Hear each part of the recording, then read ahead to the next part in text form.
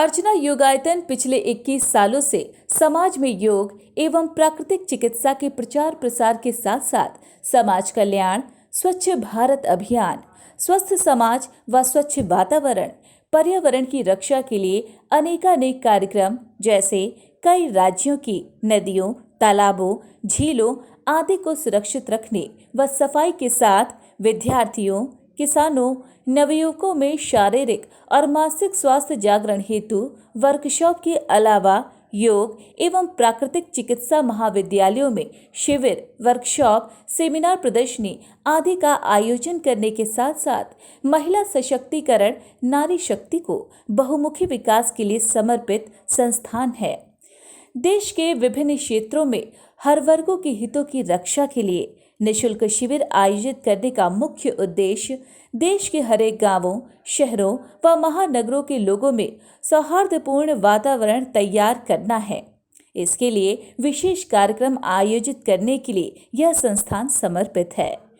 Corona महामारी से बचने के लिए गरीबों की बस्तियों में शुद्ध सात्विक भोजन के नियमित रसोई आदि की व्यवस्था करके कई गतिविधियों व संसाधन जुटाने के लिए यह संस्थान समर्पित है। लाचार गरीबों के लिए नियमित रसोई आदि की व्यवस्था करके उन्हें अपने जीवन में कुछ न कुछ सकारात्मक सोच के लिए कई जन कल्याणकारी उपयोगी वस्तुओं का वितरण आदि की गतिविधियां शुरू की गई हैं। और इसी कड़ी में आपको बताते चलें कि अर्चना योगायतन पूरे लॉकडाउन में बसंत कुंज स्थित रुचि बिहार के जंगलों में लगभग मेन रोड से 2 किलोमीटर अंदर झुग्गियों में हजारों की संख्या में लोग रहते हैं। वहां जल्दी ना तो कोई संस्था पहुंच पाती है और ना ही पुलिस प्रशासन के लोग पहुंच पाते हैं। ऐसी जगह पर अर्चना योगायतन पूरे लॉकडाउन में गरीबों में भोजन वितरित करने का नेक काम किया है, जो कि सराहनीय है। वहीं हाल ही के 3 दिन की यात्रा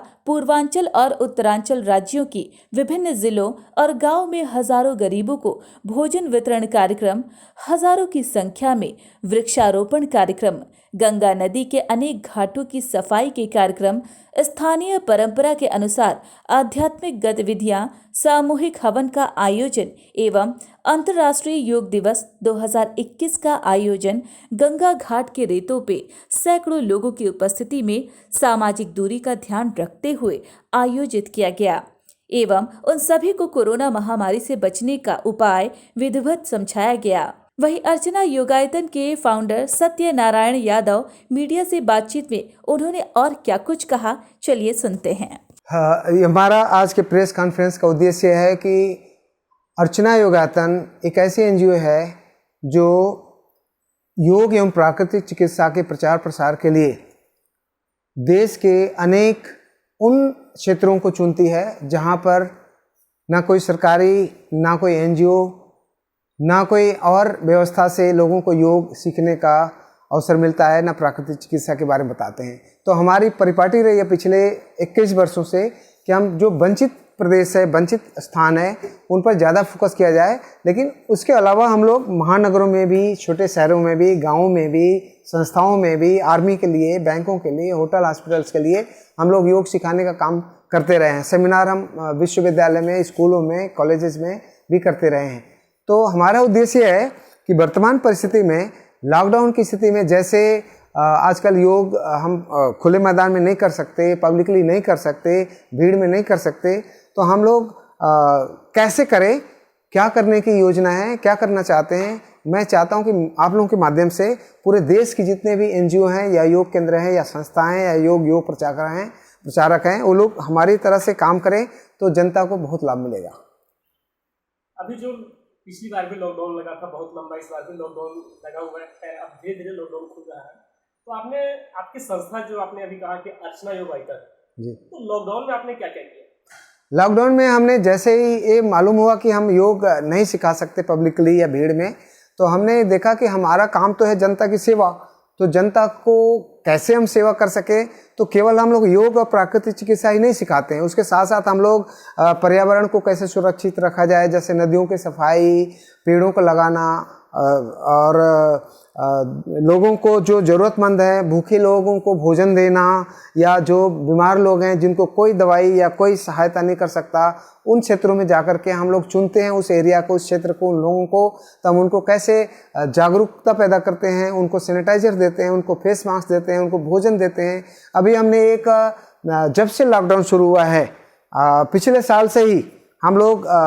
जो भी भूखे लोग हैं, जहाँ तक भी हम हो सकता है, एक हम किचन चालू किए हैं। उसका उद्देश्य है कि उनके बीच में हम जाकर खाना देते हैं, वहीं बनाते हैं, ताज़ा भोजन मिले और उनके स्वाद के अनुसार मिले। उनको हम शामिल भी करते हैं कि कितना नमक, कितना मसाला, कौन सा भोजन चाहिए, खिचड़ी चाहिए, दलिया चाहिए, सब्जी चाहिए, चपाती चाहिए, पूड़ी सब्जी चाहिए, खीर चाहिए, जो मांगते हैं हम लोग वही बनाते हैं हर रोज़ बदल के। लेकिन कहीं ना कहीं हम लोग भोजन 200 से 300 लोगों को ज़रूर देते हैं। इस किचन का उद्देश्य है कि एक तो मैं आलोचना नहीं कर रहा हूँ, लोग पैकेट में खाना देते हैं, कुछ गाड़ी में बच गया तो दूसरे दिन भी वही गलती से बांट देते हैं। तो बासी खाना ना दे करके एक तो ताज़ा मिलता है, दूसरा सात्विक मिलता है, तीसरा उनके अनुकूल मिलता है, चौथा कि उनके बीच में बैठ करके परिवार की तरह मिल करके उनको बहुत खुशी होती है कि ये लोग हमारे जैसे ही हैं, वो परिवार की तरह हम लोग उनके साथ बांट के, बैठ के, मिल के खाते हैं, बनाते हैं, और हम बनाते भी हैं मिल करके। तो ये उद्देश्य है। अभी हम 2 दिन पहले गए थे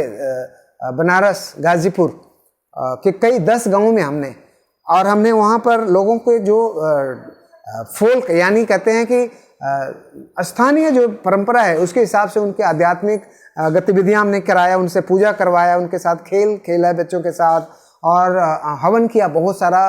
करीब 2.5 कुंटल समिधा लेके कि कम से कम 10 गांवों तक उसकी सुगंधी जाए, पर्यावरण सुरक्षित रहे और स्वस्थ वातावरण बने। और उन लोगों को जागरूक भी किया कि कैसे फेस मास्क लगाते हैं, कैसे जागरूकता रखते हैं, कैसे सफाई करते हैं। अगर आपके पास सैनिटाइजर नहीं है तो कौन सी पत्तियाँ, नीम के पत्ती लीजिए, तुलसी के पत्ते लीजिए या एलोवेरा लीजिए, कैसे हाथ को साफ कर सकते हैं, कैसे सोशल डिस्टेंसिंग का ध्यान रखना है। और उनको हमने भोजन की व्यवस्था की तो बहुत खुश हुए लोग, हमें भी अच्छा लगा। करीब 3200 लोगों को भोजन हमने कराया 3 दिन के अंदर। तो बात संख्या की नहीं है, बात यह है कि लोगों को ज़रूरत है इस समय, तो कैसे सहायता की जाए। हमारी संस्था का और इस प्रेस कॉन्फ्रेंस का ये उद्देश्य है कि जितनी एनजीओ हैं, जितने समाज सेवक हैं, सब लोगों को आगे आना चाहिए। और हमारा वसुधैव कुटुंबकम का जो ऋषि मुनियों का नारा है, जो विचारधारा है, उसको कार्य रूप दें।